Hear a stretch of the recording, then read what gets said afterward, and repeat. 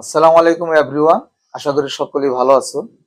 আজকে যে জিনিসটা নিয়ে আলোচনা করব অত্যন্ত সিম্পল জিনিস, কিন্তু দৈনন্দিন জীবনে আমাদের অনেক অনেক প্রয়োজন। সেটা হলো টিএইচই। টিএইচই এই ওয়ার্ডটির উচ্চারণ কি হবে? টিএইচই এই ওয়ার্ডটির উচ্চারণ কি হবে? কেউ আমরা বলি দা, কেউ বলি আমরা দি। আসলে সঠিক উচ্চারণ কি হবে? দা এবং দি দুটোটাই রাইট, দুটোটাই সঠিক। তবে ক্ষেত্র বিশেষ দা হয়, ক্ষেত্র বিশেষ দি হয়। আজকে আমরা জানবো টিএইচই এই ওয়ার্ডটি কখন আমরা দা উচ্চারণ করব, কখন আমরা দি উচ্চারণ করব।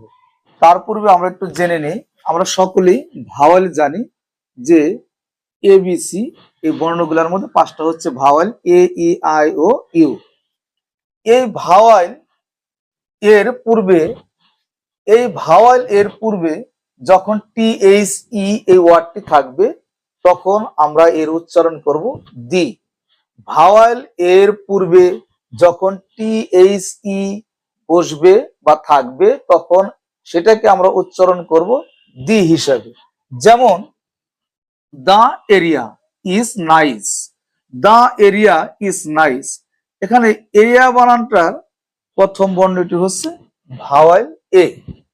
এরিয়া বানানের প্রথমে আমাদের দেওয়া আছে এ ভাওয়াল। তাহলে এই এরিয়ার সামনে যখন টিএইচই ওয়ার্ডটি বসেছে তখন এর উচ্চারণ হয়ে যাবে the. The area is nice, the area is nice. এখানে আমব্রেলা বানানের প্রথম অক্ষরটা হচ্ছে ইউ, বা প্রথম বর্ণটি হচ্ছে আমার ইউ। তাহলে ইউ বর্ণটি অবশ্যই আমরা জানি সেটা ভাওয়াল। তাহলে ভাওয়ালের পূর্বে যেহেতু টিএইচই আছে তাহলে উচ্চারণটি হবে আমাদের দি। ঠিক অনুরূপ ভাবে অরেঞ্জ বানানের প্রথম অক্ষরটা দেওয়া আছে ও, যেহেতু এটা ভাওয়াল তাহলে ভাওয়ালের পূর্বে টিএইচই বসেছে তাহলে এর উচ্চারণ হবে দি। তাহলে কখন দা উচ্চারণ হবে? আমরা জানি এই পাঁচটা ভাওয়াল বাদে বাদ বাকি যে বর্ণগুলো আছে সেইগুলো হচ্ছে কনসোনেন্ট। তাহলে কনসোনেন্টের পূর্বে যদি টিএইচই ওয়ার্ডটি বসে, কনসোনেন্ট এর পূর্বে যদি টিএইচই ওয়ার্ডটি বসে তাহলে সেক্ষেত্রে আমরা টিএইচই এর উচ্চারণ করব দা। যেমন ম্যান